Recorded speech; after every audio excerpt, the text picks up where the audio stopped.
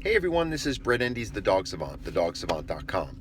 So I saw another dog trainer today posted a question about how to acclimate or introduce a kennel to a new dog who has an aversion to it.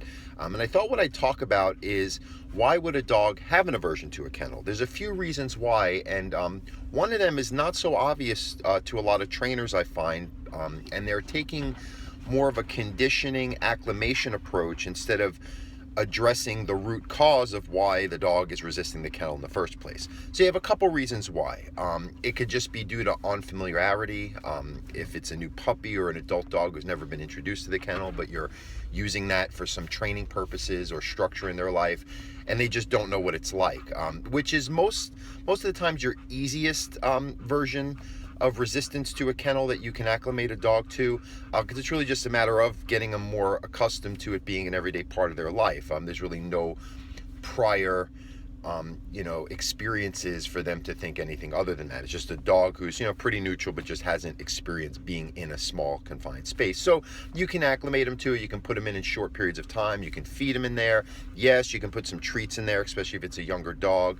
You can put them in the kennel just on some, random times of the day when you're there in the same room with them, just so they can see it's not a direct link up as far as they go in the kennel only when you leave or only when there's some kind of negative consequence, which leads me to the second reason why some dogs are aversive to the kennel. And this is actually what I find the least common reason, although this is the most common reason why people interpret a dog doesn't like the kennel, which is some kind of negative experience. Either the dog was punished with the kennel, or they were left in it too long, or only, living in a kennel, because they had neglectful owners.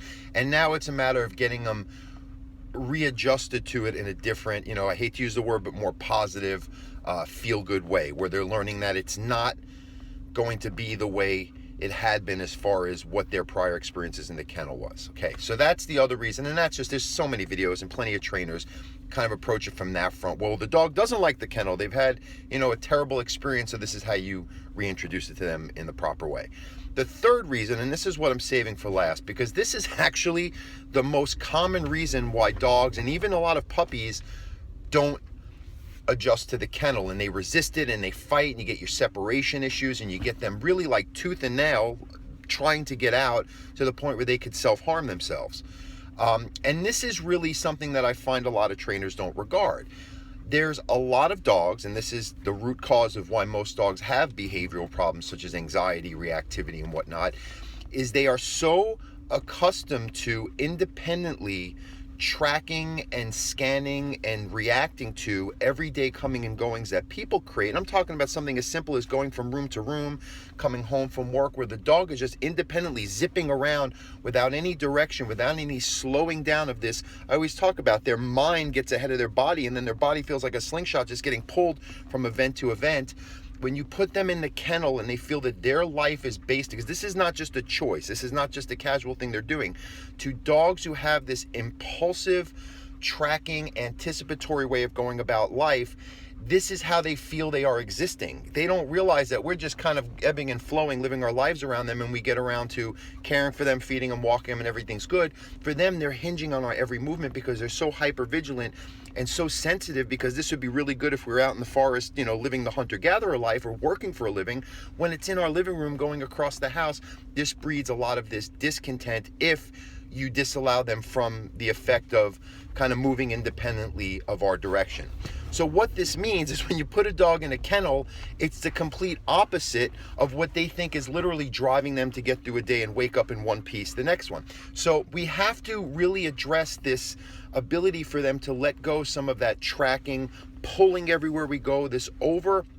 And again, we think it's just a dog wants to be around us or is enthusiastic for life. And to a point that is true, but some dogs, and again, the ones I see as clients, take it way too far and it becomes their lifeblood. And if we teach them more placement, more letting it go, falling back in a room when we walk to the next one, all of a sudden it starts carrying over to that consciousness of, I can let it go in real time and I'm alive, look at me. And then it can help carry over to the crate. Then we can go back to the first approach I was talking about, where you would introduce a new kennel to a dog and start some acclimation exercises. But if you have a dog, and even in puppies I see this, they're so used to this Every time there's something new happening, I'm on it. When's the next shoe of life going to fall? I'm on it. And then you put them in the crate and you disallow them from being, in the mix every time their impulses dictate it.